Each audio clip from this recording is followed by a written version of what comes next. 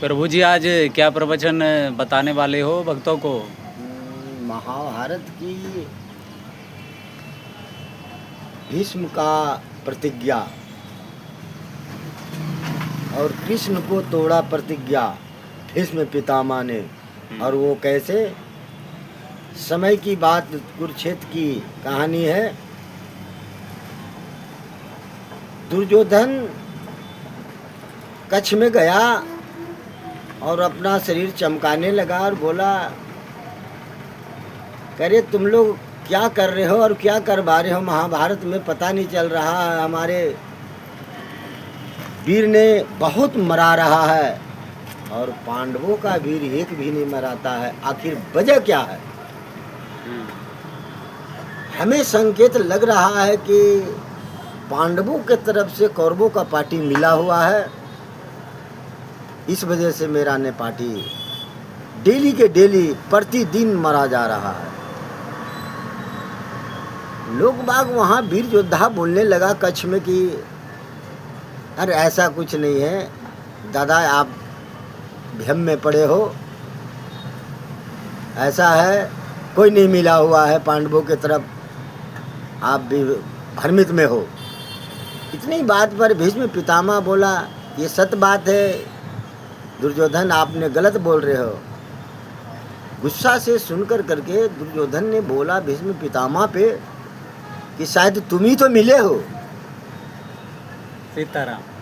भीष्म पितामह सुना, अरे तुम मेरे ऊपर कैसे कलट गया? वैसे लग रहा कि तेरा दुश्मन मैं ही हूँ। अगर ये बात तेरा सत्य है तो लो, यह है 5 बाण मैंने निकाल लिया, मैं कल ही ख़त्म कर दूंगा 5 भाई पांडव को। सुबह ही उठते ही ये मैं फर्स्ट बार मैं 5 भाई पांडव को ही ख़त्म कर दूंगा। यह लो 5 बाण निकाल लिया तर्क से और निकाल कर रख लिया। और इतना खुशी दुर्योधन हुआ कि कौरवों में हलाहल मच गया और खुशी का माहौल बन गया। अब यहाँ दुख किसको है? द्रौपदी को और कृष्ण को। कृष्ण भगवान गाल पर हाथ धर के बैठे थे। द्रौपदी यहाँ से भागता हुआ गया, रोता हुआ गया। कृष्ण भगवान के बोला कि प्रभु अब मेरा हाल क्या होगा, अब तो कल मैं विधवा हो जाऊंगा। भीष्म ने 5 बाण निकाल लिया है, अब मैं क्या करूं? कृष्ण भगवान सोचने लगा और बोलने लगा कि द्रौपदी, मैं यही बात को मैं सोच रहा हूं कि आखिर ये किया तो क्या किया। ये दुर्योधन ने बहुत बड़ा कदम उठा लिया और भीष्म ने प्रतिज्ञा भी कर लिया है और 5 बाण निकाल लिया है। तर्कस से उसको बात को कोई टाल भी नहीं सकता। इसी की बात को मैं चिंता में पड़े हैं द्रौपदी, थोड़ा देर रुको, मैं कुछ उपाय निकालता हूँ। कृष्ण भगवान को बात सुन कर करके द्रौपदी को तसल्ली आया और इत्मीनान से बैठ गया। और कृष्ण भगवान ने थोड़ा देर ही की बाद में बोले कि द्रौपदी, ये बात तो तुम्हारे से ही कलेश कटेगा। इतना बात सुनते ही द्रौपदी खड़ा होकर के कृष्ण भगवान से बोलने लगा, प्रभु ये जब हमसे होगा तो आप जल्दी मेरे बताइए, शीघ्र बताइए। आग में हो, तूफान में हो, ज्वाला में, आसमान में, अग्नि में हो, कहीं भी हमको भेज दीजिए प्रभु, मैं तैयार हूँ जाने के लिए। कृष्ण भगवान सुना, बोला ऐसा है। भीष्म का कच्छ में जाना, ठीक सुबह 4 बजे जाना। और वैसे ही 4 बजे, 4:30 बजे भीष्म ने निकलेगा अपना कक्ष से और अपने दिशा के लिए जाएंगे। वहीं नुका हुआ रहना और घूंघट को डाल रखना। घूंघट क्यों, किस लिए? कि कल ने वो भीष्म से और दुर्योधन से हुआ है बकझक, ये समझ न जाए कि दुर्योधन ने हमारे से बकझक किया है, अपने औरत को माफ़ी मांगने के लिए भेज दिया है। ये उनको भावरेशन में डालना है, भ्रमित में, और उसके बाद में घूंघट लटका करके रहना, घूंघट ना देखे। और जैसे भीष्म पितामह आएगा कच्छ से, वैसे तुम पैर पकड़ लेना। और जब तक आशीर्वाद नहीं दे, जब तक आशीर्वाद ना दे, जब तक उनको पैर पड़ते हुए रहना है। आशीर्वाद देगा उसके बाद तुरंत उसके मांग लेना वरदान मांगना, क्या मांगेगा वो तो वही देगा वरदान। तो 5 बाण मांग लेना। 5 बाण मांगने के बाद तुम तसल्ली हो जाओगे, फिर तुम्हारा 5 पति ने तुम्हारा जीवित रह जाएगा। इतना सोचा द्रौपदी ने, बोला प्रभु जल्दी सुबह हो, जल्दी सुबह हो। किसी तरह से सुबह हो गया। ठीक 4 बजा है, द्रौपदी ने चला और घूंघट लटका करके और भीष्म का दरवाजा के पास गया कक्ष में, और ठीक ने 5 साढ़े 4 बजा है, वैसे ही भीष्म ने उधर से निकला कक्ष से और देखा कि अरे एक औरत खड़ी है। द्रौपदी जाके पांव पकड़ लिया भीष्म को पांव पकड़ लिया।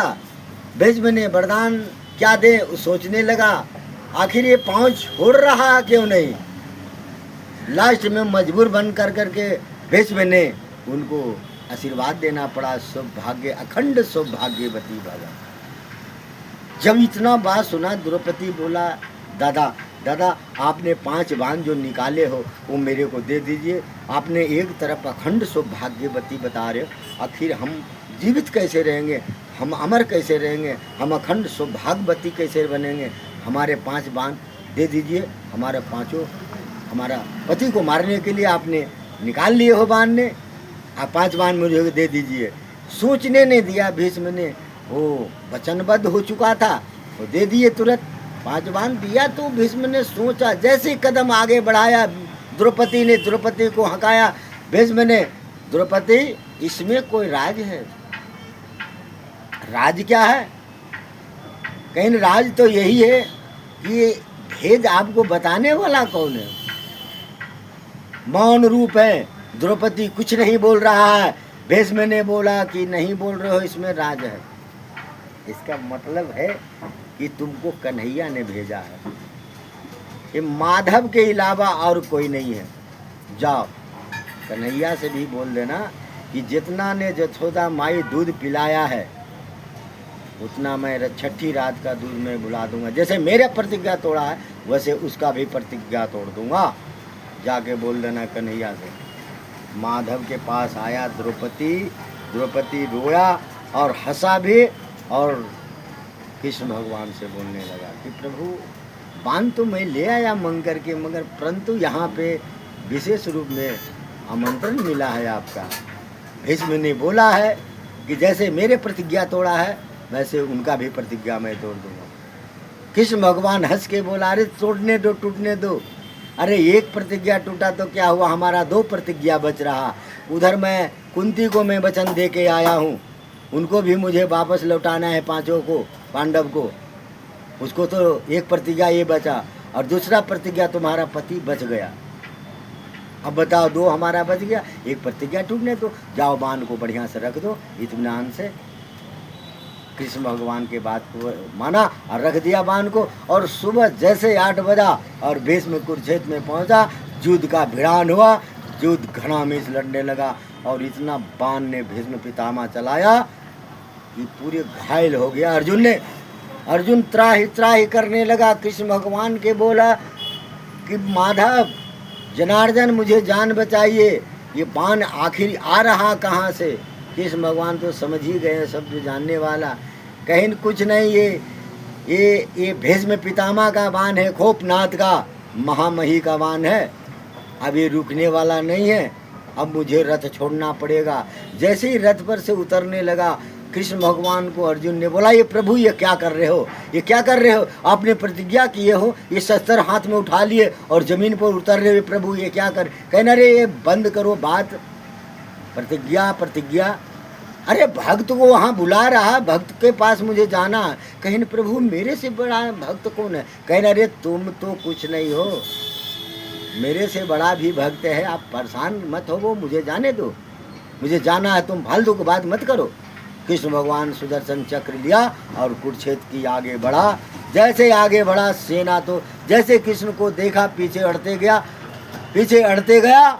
कृष्ण भगवान जैसे बीच दरियाओं में पहुंचा गुफा में, वैसे भीष्म को नजर पड़ा। बोला रे माधव आ गया, जनार्दन आ गया। अब जैसे देखा है भीष्म पितामह ने कृष्ण भगवान को, वैसे वहाँ धनुष बाण रख दिया और बोला अब माधव अब मुझे कुछ नहीं चाहिए, अब आपका प्रतिज्ञा टूट गया, मेरा प्रतिज्ञा बच गया। कहीं बस इतने ही मैं कहने आया था, अब तुम्हारा प्रतिज्ञा बच गया। हम भीष्म पितामह अब तुम अपने आप के संभल जाओ। उतने ही देरी में आ गया, इशारा कर दिए कृष्ण भगवान। शिखंडी आया, सामने किया, अर्जुन को इशारा किया कि अब क्या देखते हो अर्जुन, बाण चलाओ। कहीं प्रभु आप ये क्या बात कर रहे हैं, अरे निहत्था पर बाण चलाने के आपने मना कर रहे थे, ये कानून नहीं है, आपने नियम बनाए। वैसे भी बाण धनुष रख दिया है भीष्म पितामह, बाण चलाओ। कहने अरे नियम देखोगे तो नियम में नियम चला जाएगा, तुम अभी है वक्त जो कि भीष्म पितामह को मार सकते हो, आइंदा तुमसे मराने वाला नहीं है, मारो बाण। कृष्ण भगवान को कहने पर अर्जुन इतना बाण चलाया, इतना बाण चलाया, भीष्म पितामह को रोम रोम में बाण छेद गया, सिजिया बन गया। जय श्री राम, जय शंकर की, हर हर महादेव। सीताराम।